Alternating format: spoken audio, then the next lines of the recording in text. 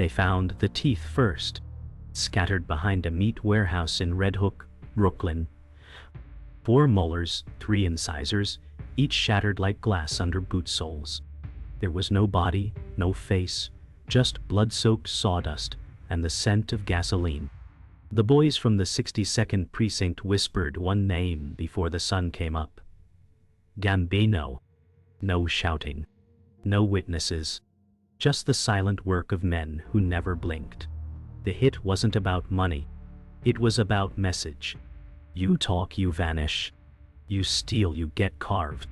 The man whose teeth they found. He was a numbers runner, low tier, dumb mouth. Thought he could skim off the top. The boss didn't raise his voice. He nodded once. The butcher's boys did the rest. Beneath the shadows of smokestacks and oil drums, the underworld didn't breathe. It pulsed. And Gambino? He wasn't a gangster. He was gravity. A force. Unseen, unstoppable. And that night, he shifted the axis of fear. Before he was a kingpin, Carlo Gambino was a ghost in the system. Immigrant. Sicilian. A boy who learned early that silence was safer than loyalty. At 10, he was memorizing escape routes through the vineyards of Palermo. At 12, he could break a man's nose and vanish before the priest's bell finished ringing. When he arrived in New York, he came with no suitcase, just eyes full of fire, and a name whispered in quiet corners of the old world. The city didn't greet him, it warned him.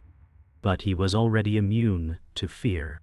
Gambino wasn't flashy like Luciano. He wasn't loud like Capone. He was invisible.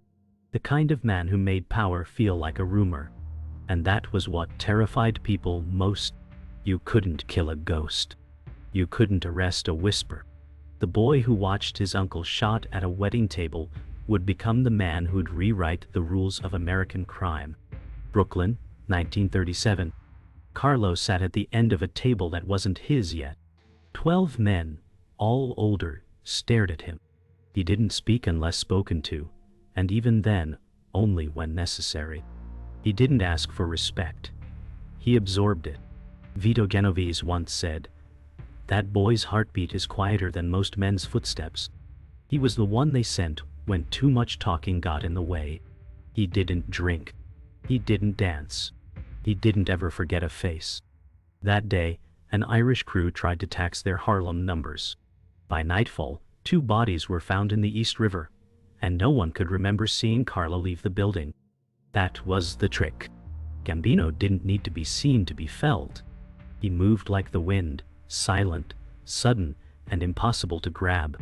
Even then, in his 20s, men 3 decades older leaned in when he cleared his throat. He learned that power wasn't what you said, it was how long others stayed quiet after you spoke. Carlo never gave speeches. He gave nods. Instructions passed like secrets folded into origami, untraceable, silent, lethal. His rivals underestimated him because he never raised his voice. But when they disappeared, there were no witnesses, no warnings, no clues. He didn't just erase enemies. He erased the possibility that they ever existed. Even the FBI had to admit it. They had photos, wiretaps, charts. But the center? Always missing. Gambino didn't just dodge the law. He made the law look like it was chasing shadows. That's how he wanted it. Fear didn't need fireworks. It needed silence. That was Carlo's symphony. By the time he was 35, Gambino had turned whispers into doctrine. He didn't just lead soldiers, he trained ghosts. The rules were simple. Never be loud, never be proud, and never be seen unless you wanted to be remembered. Under him, the family stopped bleeding and started profiting. He structured the mob like a corporation, quiet meetings, tight books, clean fronts. Garbage routes turned into million-dollar accounts. Unions became arsenals. Anyone could make a mess. Carlo made empires. He believed in longevity over firepower. His enemies wore diamonds. He wore doubt. You never knew what he was thinking, but you always felt like he already knew what you would do. And that was the scariest part. Carlo wasn't born into crime. He was born into survival. His father worked the fields of Cacamo with broken hands and a broken back. His mother wrapped bread in cloth as if it were treasure. The church bells rang not for prayer, but for warnings. Each toll meant someone was gone, arrested, or worse. Carlo learned early that loyalty could get you killed faster than betrayal. At 7, he watched a neighbor disappear for speaking out of turn. By 9, he understood that words were currency, and silence was gold. The streets didn't offer choices, they offered consequences. His family didn't ask why he came home late, bruised and quiet. They just looked at his eyes and saw something colder than winter. Something forming. The ghost of a king. Palermo never forgot the boy with no shadow. New York would learn his name. But Sicily taught him to wear silence like armor. The boat to New York wasn't a passage, it was a purge. He left behind his name, his accent, and the graves of 2 uncles. The ship reeked of sickness and soul. Families cried in silence. Some never stood again after the journey. But Carlo stood. Even as the waves broke the sky. Even as the stench of desperation clung to their skins. He watched the Statue of Liberty through a cracked porthole and didn't blink. Others whispered dreams. He calculated. His feet hit Ellis Island and never stopped moving. He didn't marvel. He mapped. Each block of Manhattan was a new battlefield. Tenement life didn't soften him. It sharpened his mind. The language came fast. The power, faster. Before he turned 20, he'd memorized every Italian crew from Harlem to Bay Ridge. But he didn't ask to join. He waited for the invitation. That was the difference between a soldier and a don in the making. They called it Little Sicily, a block in Brooklyn, where old grudges crossed oceans. Here, power passed through whispers and meals, not elections. Carlo rented a basement flat with 1 bed and no heat. But he studied everything. Who kissed rings, who looked away, who kept 2 guns instead of 1. He worked for a bakery by day, slicing bread. By night he sliced into conversations like a surgeon, quiet, listening, dissecting. The old men who once mocked his silence began to respect it. He didn't gamble, didn't chase girls, didn't laugh at the wrong joke. He was stone among smoke. One day, a capo named Arturo Vassallo needed a boy to carry a message, one that didn't involve words.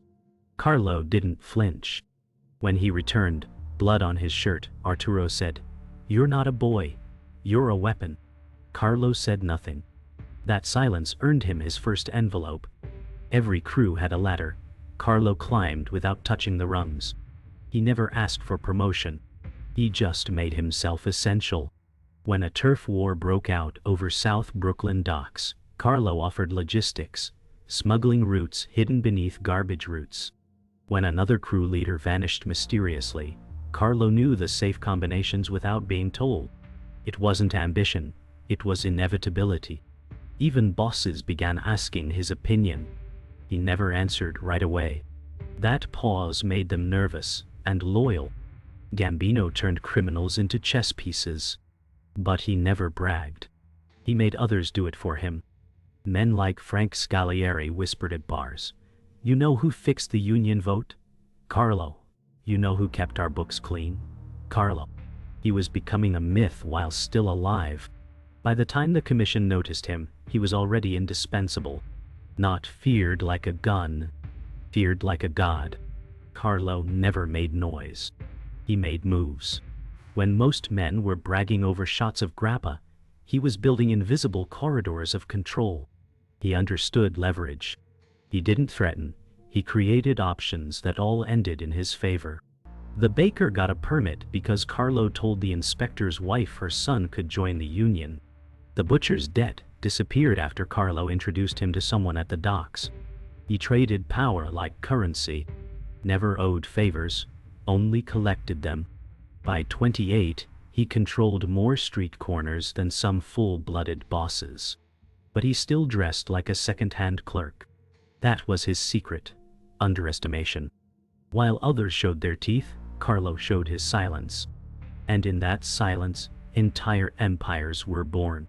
The city didn't yet realize it, but a new kind of dawn had already arrived. It started with a wiretap in a Queen's deli.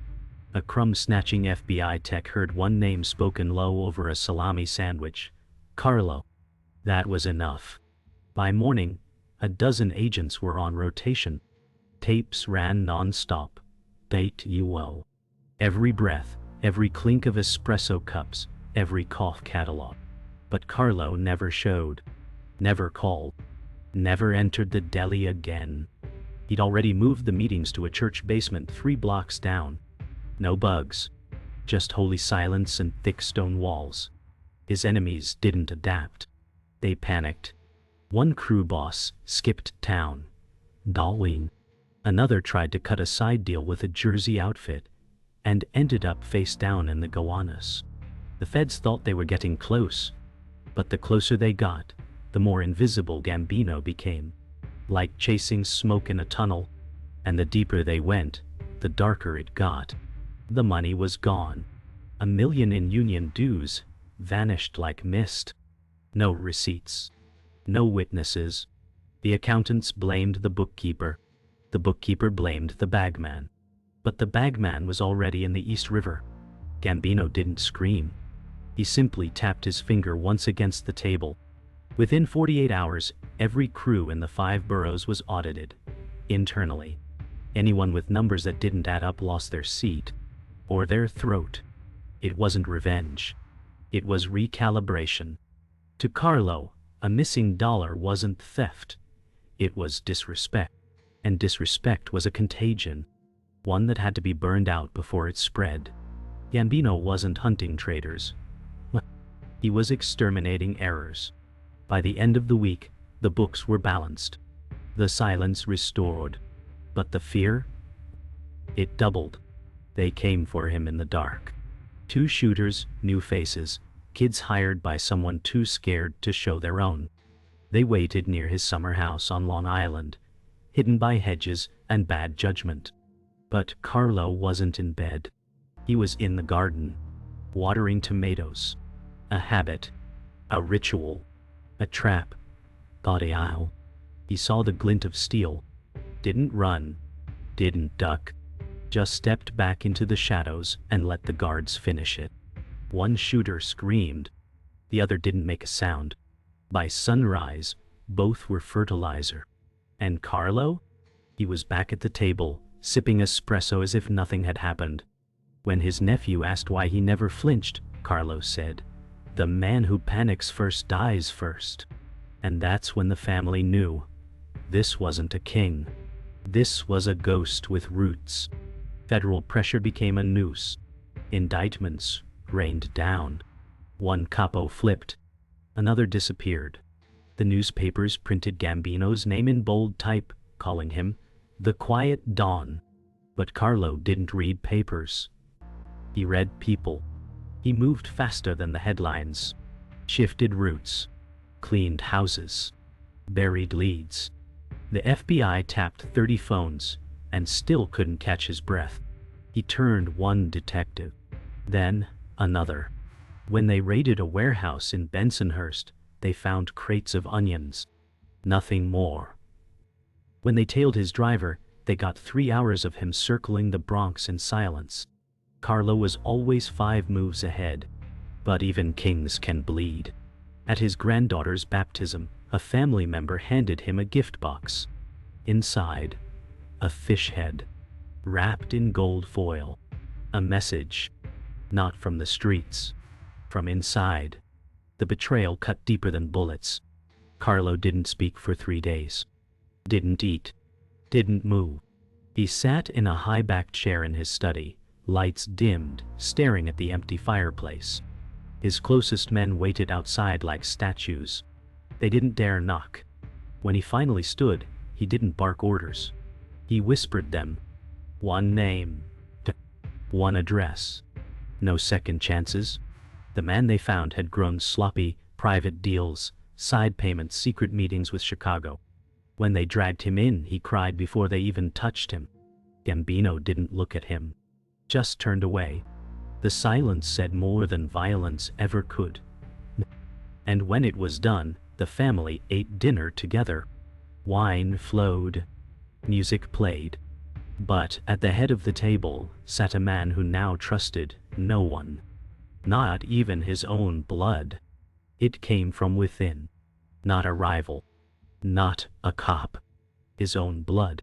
Vincent, Carlo's great-nephew, had grown bold, too bold. Raised on Carlo's legend, he mistook shadow for weakness. The kid thought he could cut his own deals with the Colombians behind Gambino's back. Small-time runs. Big-time consequences. It wasn't the drugs that crossed the line. It was the arrogance. Carlo never touched narcotics. Too dirty. Too visible. But Vincent, he wanted flash. Fast cars. Gold rings. Photos in clubs. He forgot the rules. Forgot the silence. And worst of all, he forgot who wrote them. Carlo gave him chances. Too many. Because blood was thicker than rules. But betrayal was thicker than blood. The first time Carlo looked at Vincent and didn't see family. He saw a funeral. Vincent thought he was careful. New phone. Yandi. Burner accounts. Cryptic, drop locations. But nothing stayed hidden from Carlo. One night, a low-level courier slipped, mentioned a cash drop at a warehouse in Jersey. Carlo didn't react. He waited. Watched. Sent no soldiers. Only one man. Arturo, the same one who tested Carlo as a boy. Arturo watched the meet from a scaffold, camera in hand, click silent under moonlight. When he returned with proof, he said nothing. Just laid the photo on Gambino's desk. Vincent, face lit by a briefcase full of money. Carlo stared at it. No rage. Just gravity. He made a choice, Carlo finally whispered. Now we make one too. Arturo asked. You want it quiet? Carlo replied. No. I want it remembered. Carlo called for a sit-down. Not with Vincent. With the other families. 5 bosses. 1 table. They expected fireworks. He gave them silence. Then he laid the photo in the center. One glance, and the air thickened. No shouting. Just the click of glasses being set down. He's mine, Carlo said. You don't touch him. I do. No one argued. You didn't argue with a man who never raised his voice. One boss asked, what about the Colombians? Carlo replied, they'll bury themselves. We just show them the shovel. The meeting ended with nods and no handshakes. Everyone left knowing the underworld had shifted. Not because of Vincent. Because of what Carlo was willing to do to his own blood. That day he didn't just protect the throne. He made the whole kingdom colder. They brought Vincent in blindfolded. No beatings. No yelling. Just silence. Carlo stood at the far end of the room. No guards, no guns. Just him. Vincent pulled off the blindfold and saw the face he grew up worshipping. He smiled. Nervously. Uncle, he said. Carlo didn't smile back. You broke the rule, he said. No drugs, no chaos. Vincent stammered. I did it for us. Carlo stepped closer. You did it for you. Silence again. A silence that filled the air like poison. Then Carlo turned his back. That was the signal. 2 men stepped forward. Vincent dropped to his knees. Please, he whispered. Carlo never looked back. You made yourself an outsider, he said. Now stay there. The door closed. The shot was never heard. Only the silence that followed it. News never hit the papers.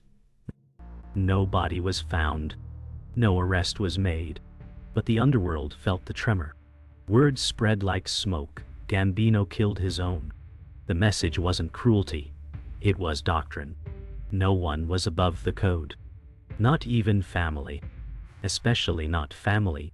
Carlo returned to his routine. Church on Sunday. Espresso at 8 title. Silent walks at dusk, but those closest to him noticed the shift. A deeper quiet, a longer pause before every word. His wife said his eyes changed. Less fire, more stone. Nod. At the next family dinner, Vincent's seat remained empty, untouched. A ghost in linen. Gambino never spoke of it, never needed to. The family knew. The greatest danger to a kingdom is the prince who thinks he can rule without permission. The Colombians retaliated, not with bullets, but with whispers. They bribed a federal prosecutor, promised names, files, warrants, bank accounts. They didn't know Gambino had already bought the court clerk. When the subpoenas were issued, Carlo had the answers before the ink dried. But the game changed. This wasn't about money anymore. It was war, quiet and calculated. Bank accounts froze. 2 businesses were torched. 1 capo vanished during a trip to Miami. Carlo responded like always, not with fire, but with frost. He shut down all meetings, made soldiers check in twice daily. Anyone late was cut loose. He turned the streets to stone, and the Colombians, they bled silently. One by one, their East Coast operations collapsed. Without gunshots, without fingerprints. They tried to fight noise, Carlo told his inner circle. But noise doesn't outlive silence. But not everyone stayed quiet. An ambitious newspaper reporter caught a name on a leak, Gambino. He published an expose. The Ghost Don. The man who rules in silence. Carlo read the article once, folded the paper, lit a cigarette. Print is temporary, he muttered. But the heat came fast. Flashbulbs at his home, reporters outside his church. The Don was no longer invisible. The public wanted a villain. The FBI wanted a trophy. His lawyer warned him. They're coming. Carlo simply said, let them. He didn't hide. He walked straight into the press and offered no comment. That silence made the headlines louder. But within the underworld, it only confirmed one thing. Gambino wasn't shaken. He was positioning. And when ghosts come into the light, it's never without a reason. The final move was his. A high-level Colombian supplier, Rodrigo Mendez, was set to meet with partners in a midtown hotel. Gambino made sure the room was bugged. Not by the feds. By his people. That night, Mendez never made it to the lobby. He vanished from his suite, leaving behind 2 glasses of wine and a ledger detailing every payoff. The next morning, that ledger sat on the desk of the prosecutor who had once chased Gambino. No fingerprints. No note. Just facts. It was a gift wrapped in ruin. Within 48 hours, the Colombian syndicate's U.S. operations fell like dominoes. The reporter who wrote the article? Reassigned. The prosecutor? Transferred to desk duty in Omaha. Gambino didn't just end the war. He erased the enemy. And as always, he did it without ever saying a word. But victory always comes with a cost. Carlo's health was slipping. His walk had slowed. His breath was shorter. He never showed weakness, but his enemies could smell it. Rumors spread. A stroke. A hidden illness. The commission grew restless. Some wanted succession. Others wanted blood. But Carlo didn't respond. He called a meeting. Only 5 men invited. Inside his study, he said 6 words. When I die, do nothing loud. Silence followed. Then, nods. He wasn't choosing a successor. He was preserving an empire. Loud men de loud deaths, he added. We stay quiet. We stay alive. The men understood. Gambino didn't just fear betrayal. He feared instability. In a world built on whispers, one echo could bring it all down. On the eve of his 72nd birthday, Carlo walked alone through the streets of Brooklyn. No guards. No entourage. Just the sound of his footsteps on wet concrete. He passed doors that once paid him tribute, men who now bowed only in memory. He paused outside the church where his son was baptized. The sky was gray, his coat soaked at the shoulders. A young kid ran by, didn't recognize him. And that, Carlo realized, was the point. He had survived longer than anyone expected, longer than anyone wanted. And yet here he stood, unseen, untouched, unbroken. He stepped into a small cafe, ordered espresso, sat alone by the window. When the rain stopped, he finished his cup, left $1, and vanished into the morning fog. No headlines, no spotlight, just the quiet man who outlived the noise. Carlo didn't die in a shootout, didn't get gunned down on the courthouse steps. He passed away quietly in his home, surrounded by silence. A heart attack, they said. Peaceful. That was the lie. The truth? Carlo had been dying for years. Not in body, but in trust, in warmth, in anything resembling joy. When they found him, he was seated in his favorite chair, eyes open, hands folded. No drama, no message. Just a newspaper on his lap, folded to the crossword puzzle. The pen was still uncapped. The world didn't erupt. It whispered. The quiet dawn had left the table. No police sirens. No reporters. Just a phone call passed hand to hand across the 5 boroughs. And with that, a new kind of silence fell. Not the controlled kind. The hollow kind. His funeral wasn't grand. No red carpets. No brass bands. Just suits. Dozens of them. Gray, black, navy chow. Men who owed him fortunes. Others who tried to kill him. All walked side by side behind the hearse. No words spoken. Just nods. And silence. The church bells rang low, but even they seemed afraid to be too loud. The priest kept his sermon brief. No name, just a man who understood consequence. At the burial, someone tried to toss a rose onto the casket. Carlo's wife stopped him. He hated flowers, she said. He liked things clean. Coffin sank slowly, swallowed by earth. No wails, no sobs, just the sound of shovels. The underworld didn't cry that day. It recalculated. The power vacuum didn't roar. It hissed. Whispers in diners, backrooms, garages. Who's next? Who gets the chair? Who dares sit where Carlo sat? No name held weight the way his did. They tried to crown new kings. Some too loud. Some too soft. None lasted. Within a year, 3 capos were dead. 2 vanished. 1 flipped. Foundation held, but the structure cracked. Because Gambino hadn't just run an empire. He'd become the blueprint. And now, every man who stepped up carried his ghost on their back. Some tried to mimic the silence. Others tried to rewrite it. But you can't forge gravity. You can't impersonate a myth. You either are it, or you're not. The streets remembered. Not with murals or songs, but with caution. The young guys, fresh into the life, spoke his name like a warning. Don't cross the line, or Gambino will find you. Never mind, he was dead. Legacy outlives breath. His systems still moved product. His handshakes still echoed through contracts signed in silence. He became folklore. A monster to some. A prophet to others. The cops kept his file open for years. Out of fear. Not hope. Even dead. They thought maybe he left something behind. A map, a vault, a kill list. But there was nothing. Just dust. And a story too perfect to prove. In the end, Carlo Gambino didn't want to be remembered. That was his secret. Legacy wasn't about statues. It was about structure. He didn't crave applause, he craved control. Even in death, his silence ruled louder than sirens. The mob evolved. Got louder.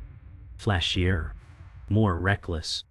And yet, in every boardroom-style sit-down, in every whisper over who gets what cut, Someone always says, "What would Carlo have done?" That's immortality. No headlines. Just the ghost in the blueprint. The shadow in the system. The quiet hand that still tips the scales. They buried a man, but not the method. Because in America's underworld, the rules are written in silence. And Carlo Gambino was silence made flesh. Years passed. Crews changed. Streets changed. But the system, it still looked like Gambino. New names filled the headlines, flashier, louder, bloodier. But they all played on a board he built. Bankers laundered money through schemes he'd designed in the 50s. Unions still moved like puppets. Strings invisible but knotted in his legacy. His name wasn't spoken in meetings. It didn't need to be. It hovered. In pauses. In stares. In the way deals were made without emotion. That was Carlo's true empire. No matter who sat in the chair now, they sat beneath his. He ruled through blueprint, and the blueprints never burned. An FBI analyst once said, if Gambino ran Apple, we'd all own iPhones made of silence. His influence reached beyond crime. His model, structure, invisibility, loyalty through fear, became a corporate template. CEOs read about him in classified debriefs. Intelligence agencies studied how he moved information. A ghost had become a case study. Not for murder. For mastery. He was never the richest. Never the most violent. But he was the last one standing. Not because he fought better, but because he never let you see him bleed. In war, that's not survival. That's legacy. Gambino didn't leave memoirs. He left instructions. And in every whisper of organized crime across continents, someone is following them. Even if they don't know it. Every few years, someone tries to rewrite the story. A new movie. A new book. They cast actors with loud voices and louder suits. They show shootouts and cigar smoke. But none of them get it right. Because Carlo wasn't made for cinema. He was made for silence. For restraint. For rooms without cameras. The real terror wasn't what he did. It was what he prevented. How many wars never happened because of one glance? How many lives changed by a word unspoken? His story isn't blood-stained. It's blueprint-stained. The kind of legacy that slips through history books and settles into walls. Into systems. Into habits. So when they make their movies, let them. Just know, the truth is quieter. And much harder to forget. One day, a young soldier in Queens asked his boss, who was Carlo Gambino. The room went still. The boss poured a drink. Took a slow sip. Then said, "He's the reason you're still breathing." That was it. No biography. No lecture. Just a line etched in warning. That's the thing about ghosts. They don't haunt with chains. They haunt with choices. Carlo wasn't a man who disappeared. He was a man who embedded. In silence. In instinct. In every deal made with hesitation instead of heat. That young soldier. He never asked again. Because the greatest men in history don't echo. They become the silence between echoes. Gambino wasn't a name. He was a consequence. Carlo Gambino walked into his funeral wearing the same suit he wore the day he took control of the commission. At least, that's what the whispers say. Truth or not, it fits. Because his death wasn't an ending. It was a merger. Between myth and method. Between silence and eternity. They say there's no retirement plan for ghosts. But Gambino didn't retire. He restructured. Left his voice in the pause between decisions. Left his face in the fear behind hesitation. His empire still breathes. Not through bullets. Through rules. Through the quiet. Through men who sit at tables, speak little, and move everything. Carlo Gambino is dead. But the silence is alive. And it still runs the room.